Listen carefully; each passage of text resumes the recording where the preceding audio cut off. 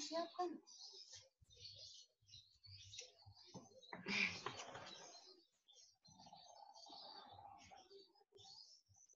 Jom.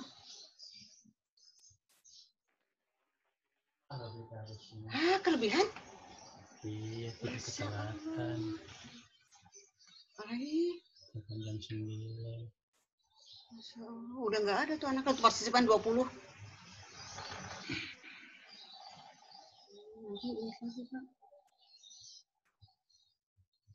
Tadi juga harusnya di 845 apa?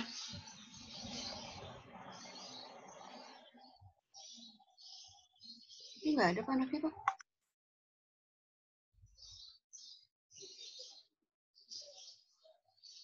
Tuh, udah 21. Jadi udah terlambat 15 menit ya?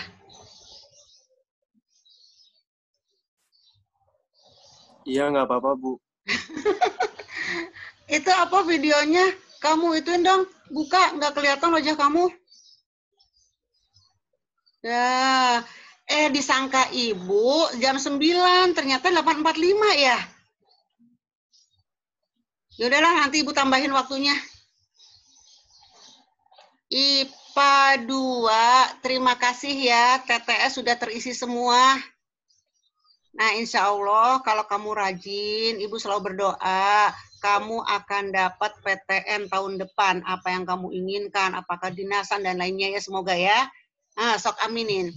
Jadi suara ibu jelas ya. Amin. Terima kasih kamu udah partisipasi. Jelas, Bu. Jelas, Bu. Gini, karena ibu udah terlambat, jadi kita langsung ke materi aja ya.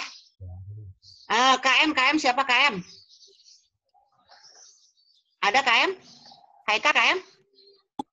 Saya, Ya, Bu. ya Haikal, kita berdoa aja dulu Haikal ya. Bismillah, semoga apa yang kita kerjakan hari ini berkah untuk menuju kamu ke cita-citamu tercapai. Amin. Ayo.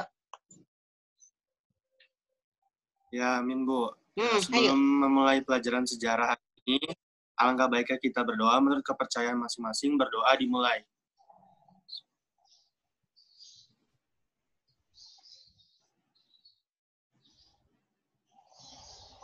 Amin. Oke. Jumlah Doa selesai.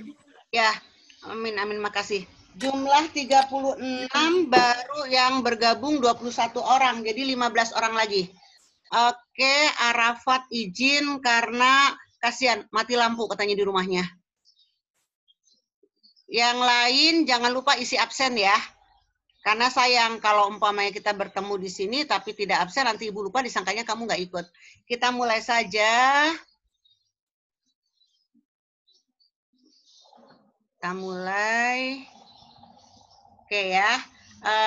IPA 2, bismillah, kita mulai dengan kompetisi dasar awal di kelas 12 semester 5, yaitu menganalisis upaya bangsa Indonesia dalam menghadapi ancaman disintegrasi bangsa antara lain PKI Madiun 48, DITII, APRA, Andi Ajis, RMS, PRRI, Permesta, G30 SPKI.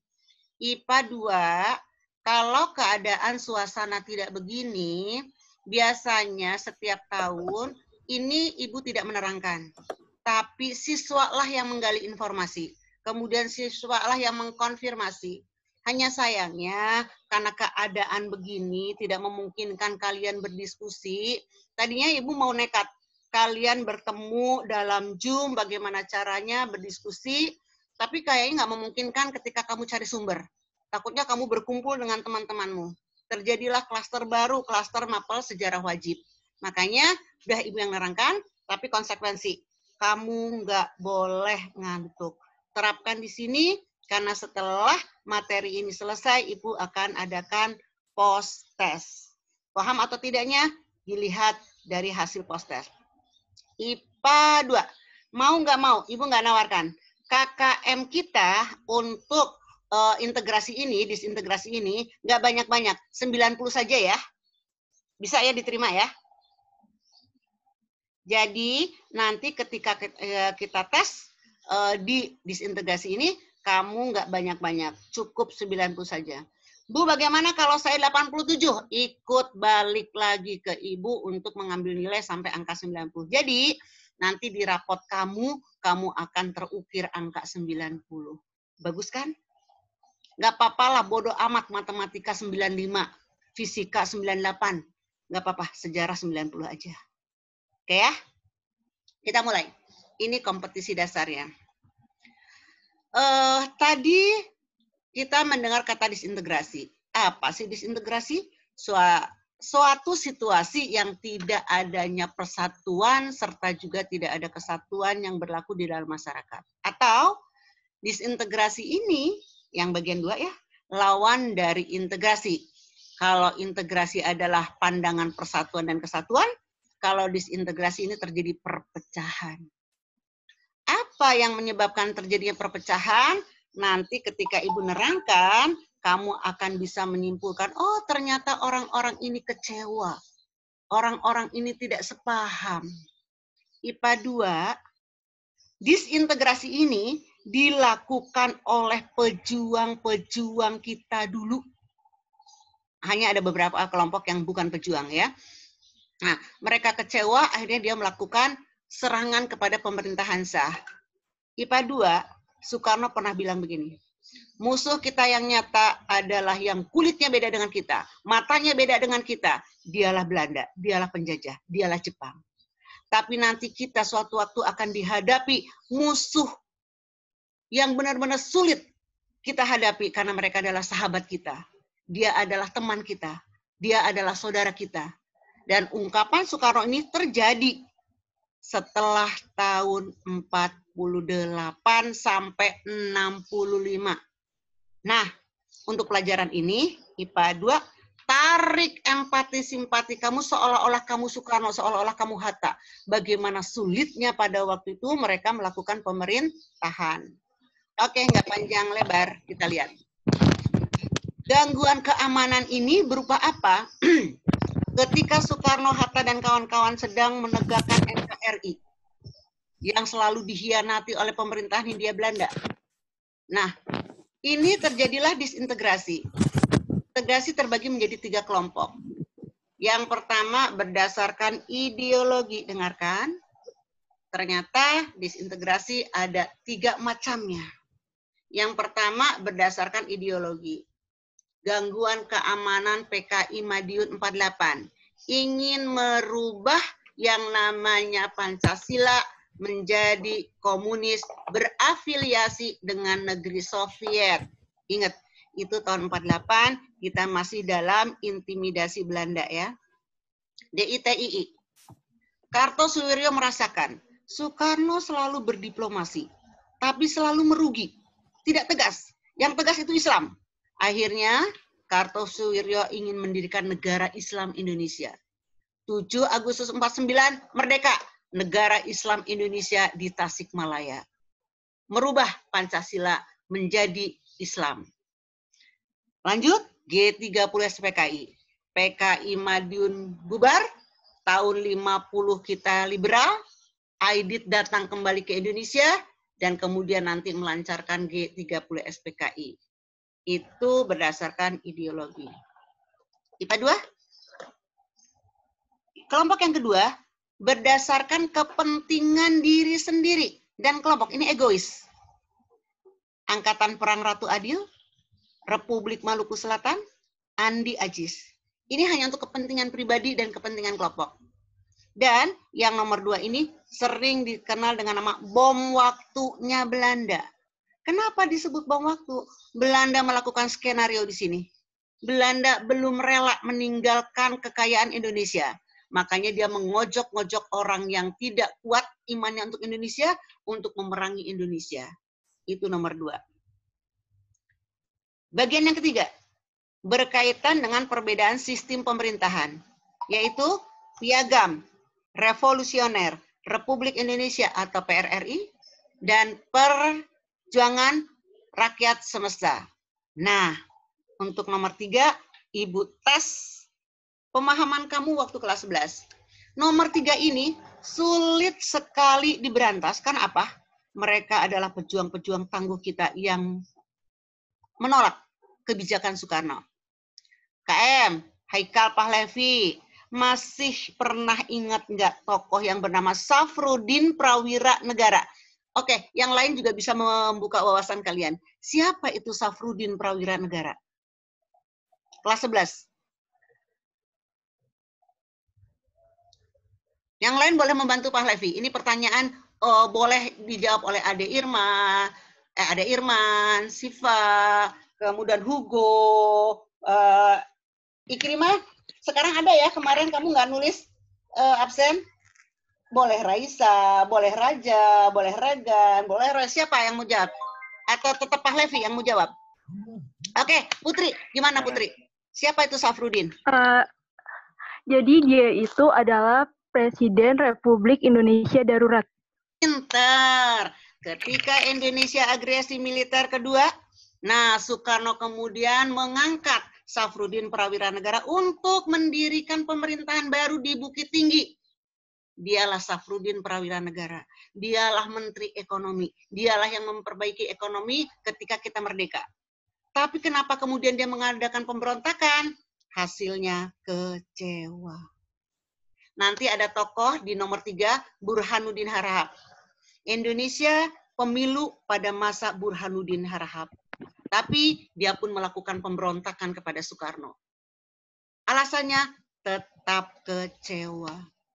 Ada yang namanya tokoh A.L. Kawilarang. Dialah yang membereskan APRA. Dialah yang membereskan RMS. Dialah yang membereskan Andi Ajis. Tapi tahun 58 dia memberontak kepada Soekarno.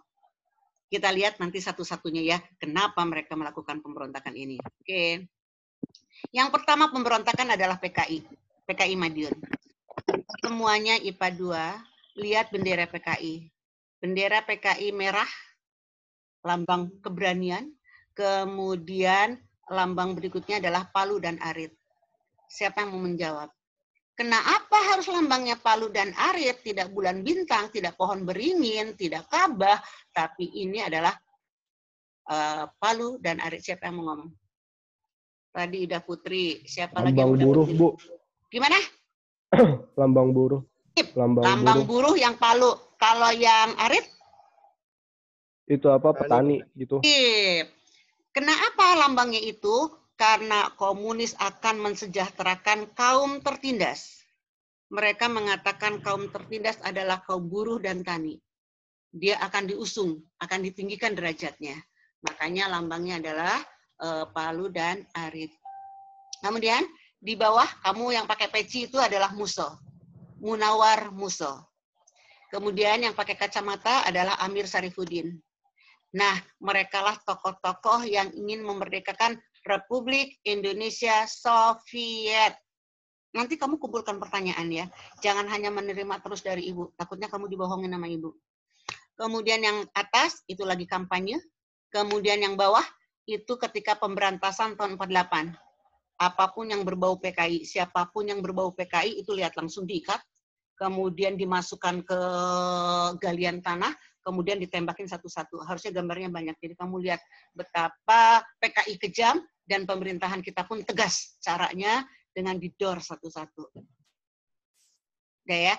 Kalau belum ada pertanyaan, mungkin slide berikutnya akan menimbulkan pertanyaan. Sekarang ditanyakan, apa sih latar belakang dari adanya gerakan PKI 48?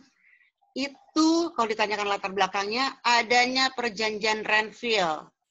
IPA 2 yang cantik, yang cakep, yang soleh, yang baik.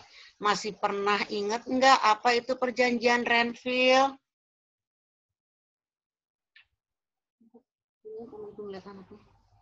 Masih ada yang ingat? Kelas 11 Pak Oji. Coba, masih ingat enggak? Raja, Regan, Kevin, Sabila, Siva, Alifa, Kade, Faiza, Putih, Zali, jadi di absen. Ade, Putih, Faiza. Apa itu perjanjian Renville? Siapa mau ngomong? Bu, pokoknya perjanjian itu kan hasilnya Belanda cuma ngakui Jawa, Sumatera, satu lagi apa gitu. Nah, Jawa, Makanya Sumatera, Madura. Ini tadi yang ngomong teh siapa? Haikal ya? Siapa? Yang bicara tadi baru siapa? Saya, Yang mana, Pak? Si. Tatar Ibu belum lihat yang bicara. Yang bicara siapa? Hah? Ada Irman, Oh, ada Irman. Sorry, ada Irman. Padahal kamu di Ibu paling pojok kanan, paling pojok kiri rasanya kelihatan. Ada Irman, dengarkan. Kamu sudah berani menjawab. Dan sedikit betul. Tapi merubah sejarah. Ada Irman. Kalau yang kamu sebutkan, Sumatera, Jawa, Madura adalah perjanjian Linggarjati. Ingat ya? 14 November 1946 dilakukanlah perjanjian Linggarjati. Di mana? Indonesia hanya diakui secara de facto. Jawa, Madura, dan Sumatera. Nah, akhirnya Belanda masih meributkan Indonesia. Masih ingin mendatangkan tentara-tentara yang banyak. Aksi polisinial namanya. Akhirnya apa? Dia melakukan agresi militer. Pertama, 1947. Semakinlah Indonesia tersisihkan. PBB marah, Amerika Serikat marah. Kenapa ini si Belanda terus menyerang Indonesia? Akhirnya mereka meminta untuk gencatan senjata. PBB untuk membantu Indonesia, Amerika untuk membantu Indonesia, akhirnya dilakukan perundingan baru. Perundingan Renville. Untuk apa? Untuk memperbaiki Linggarjati. Supaya apa? Supaya Indonesia tidak merugi. Tapi apa hasilnya? Renville, ingat-ingat, 18 Januari 1948. Digeladak kapal Renville milik Inggris yang sedang berlabuh di Tanjung Priok. Ditandatanganilah perjanjian Renville. Isinya, Indonesia hanya diakui Jawa Tengah doang. Sama Sumatera. Memperbaikikah untuk Indonesia? Enggak, bahkan merugikan. Paham ya? Tadinya inginnya diperbaiki tuh perjanjian Linggarjati yang merugikan Indonesia. Diadakanlah Renville supaya bagus Indonesia. Ternyata Hugo dan kawan-kawan, Renville merugikan bangsa Indonesia karena hanya diakui Jawa Tengah doang sama Sumatera. Akhirnya apa yang terjadi? Kita lihat. Kita lihat lagi. Nah, akhirnya kabinet pada waktu itu yang memimpin parlemen pada waktu itu, pembantu presiden pertama waktu itu bernama Amir Syarifuddin. Akhirnya kabinet Amir tidak populer. Orang ngomong, wah Amir nggak bisa nih menegakkan NKRI. Kemarin sudah hanya 3, sekarang hanya Jawa Tengah dengan Sumatera. Akhirnya Amir dicopot karena tidak bisa menegakkan NKRI. Apakah dicopotnya Amir legowo? Enggak. Amir kecewa. Akhirnya Amir bekerja sama dengan Musso yang baru datang dari Soviet. Kerjasama akhirnya ingin merdeka Indonesia tidak di bawah intimidasi Belanda, tapi berbentuk Republik Indonesia Soviet. Paham latar belakangnya? Ya. Jadi kalau ditanyakan apa latar belakangnya, kecewa tuh Amir. Gara-gara apa? Perjanjian Renville. Rakyat tidak percaya lagi ke Amir. Jatuh Amir. Amir akhirnya kerjasama dengan PKI. Ntar dulu. Sebelum Ibu ke slide berikutnya. Ada pertanyaan nggak? Boleh mulai dari awal kamu bertanya. Saya Bu mau nanya Bu. Siapa? Bagas Bu. Bagas, oke Bagas. Pertanyaan kamu apa Gas? Pertanyaan saya, apa yang bikin Musso sama Amir Syarifuddin itu mikir kalau misalkan negara ini jadi PKI itu bisa lepas dari intimidasi Belanda Bu? Oke, bagus pertanyaannya Bagas. Kenapa kalau umpamanya jadi PKI bisa mengusir Belanda? Begini. Adalah seorang tokoh yang bernama Musso, Munawar Musso. Dia adalah pemuda yang cerdas. Makanya kemudian kecerdasannya itu membuat tertarik bagi Soviet. Bagas dan kawan-kawan, pada waktu itu sedang perang dingin antara Amerika Serikat dengan Uni Soviet. Uni Soviet akhirnya mendidik informan-informan agar mengkomuniskan seluruh dunia. dan dibiayai kalau negara-negara itu sudah komunis. Akhirnya Musso tertarik. Kalau mengusir Belanda dengan nama komunis, pastilah akan ada bantuan dari Uni Soviet. Tujuan mereka awal mengusir Belanda. Juga saingannya Hatta. Jadi, kenapa kalau komunis kok mereka pikirannya bisa mengusir? Karena dibantu, didanai. Jadi pada waktu itu yang memberi harapan adalah si komunis, si Uni Soviet. Ada lagi pertanyaannya? Bagus, Bagas. Terima kasih, Bu. Nah, yang lain. Kevin, Regan, Hugo mau bertanya? Sahan, Davina, Putih. Kita slide berikutnya siapa aja? Siapa tahu ada pertanyaan ya? Sip. Dah, itu latar belakangnya ya. Renville, Amir jatuh, Amir akhirnya ke PKI. Kenapa harus komunis? Kata Bagas, karena komunis menjanjikan akan bersama-sama mengusir Belanda. Kenapa? Karena komunis, karena Belanda adalah lawan dari komunis, karena dia barat, ikut bloknya Amerika. Ingat ya, perang dingin itu antara blok barat ya. Blok barat itu yang berpikiran kapitalis liberal, komunis itu sosialis komunis. Nah, Eropa Barat tuh Amerika Serikat, kemudian Prancis, kemudian Inggris, dan Eropa Barat lainnya. Kalau komunis, Uni Soviet, Eropa Timur. Nah, si komunis inilah yang menjanjikan ke Musso. Kemudian nanti kamu harusnya nanya, kenapa Musso yang ditunjuk? Ya enggak? Kan banyak orang Indonesia. Banyak sekali orang Indonesia yang dibeasiswain oleh Uni Soviet. Dengarkan sedikit cerita. Kenapa Musso yang ditunjuk? Nah, Musso ini adalah seorang santri. Kamu ingat ya, kamu gambarkan ya, komunis itu menjurus kepada ateis ya. Nah, Musso adalah seorang santri. Tapi kemudian dia membaca-baca faham Marxis, sosialis, komunis, masyarakat tanpa kelas, kepemilikan kolektivitas. Nah, akhirnya dia tertarik. Kalau bangsa Indonesia itu tidak ada kaum wong gede sama wong cilik, itu pikiran Musso akan bisa bersama-sama mengusir Belanda. Akhirnya dari Jawa Timur, dia pergi ke Surabaya, sekolah, kemudian dia ketemu toko buku, di situ ada buku Das Kapital, karya Karl Marx.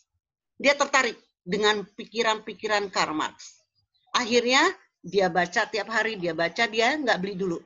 Dia baca, habislah buku setebal itu, 10 hari dia ke toko buku. Setelah bacaannya habis, baru dia beli. Dia pulang lagi ke pesantrennya dulu. Ajak teman-temannya, dia lempar buku si Das Kapital. Baca ini ternyata lebih bagus daripada Al-Quran dan hadis. Banyak spionas Uni Soviet. Akhirnya tertarik sama anak ini.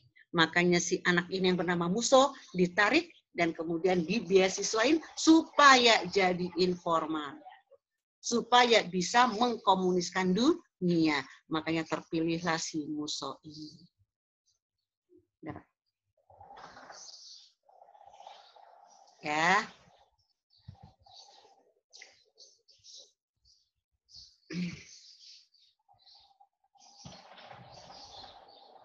Dah. Oke. Sebelum kita ke gerakannya si Musso dan Amir, kita harus tahu dulu. Tadi Bu sebenarnya udah sedikit menjelaskan ya. Awalnya bagaimana Indonesia si Musso ini tahu komunis? Nah, awal Marxis, komunis, sosialis di Indonesia diperkenalkan oleh seorang tokoh, ingat-ingat kelas 11, Pergerakan Nasional. Seorang tokoh yang bernama Henk Sneevliet. Dia lari dari Belanda karena ajaran dia, Marxisnya, tidak laku. Akhirnya dia cari ke daerah jajahan Belanda. Dia dirikan Internasional Sosialis Demokratik Vereniging. Ada 2, orang harusnya 1 doang. Gunoneta. Harus. Nah, IPA 2, ISDV inilah cikal bakal dari PKI 1914. Nah, bagaimana supaya Marxis ini tersebar ke seluruh Indonesia? Strateginya, masukkan ke partai yang banyak sekali anggotanya. Mana? SI. Syarikat Islam akhirnya dimasukin Marxis. Orangnya Semaun dan Nyoto. Akhirnya, Syarikat Islam terbagi menjadi dua, yaitu Syarikat Islam Merah yang berhaluan komunis dan Syarikat Islam Putih yang pure, itu Hos Cokro Aminoto dan Abdul Muiz. Baca dulu di sini, baca dulu sebentar aja. Pasti insya Allah akan muncul pertanyaan. Jadi kita sampai jam berapa, Pak? 9.45. Ya. Udah dibaca ya? Munculkan pertanyaan. Tahun 1920, ISDV ini kemudian berubah menjadi PKI. IPA 2, partai yang paling berani menampilkan diri namanya Indonesia, ini adalah Partai Komunis. Yang lain hanya Hindis, Inlander, Indis. Nah ini udah langsung Indonesia, memberanikan diri namanya Indonesia. Tahun 1926-1927, PKI ini melakukan pemberontakan ke pemerintahan Belanda dengan pemogokan kaum buruh. Kemudian dibersihkan oleh Belanda. Nggak ada yang namanya komunis. Muncul kembali di Indonesia tahun 1948, dipimpin oleh Semaun dan Musso. Oke, ada pertanyaan?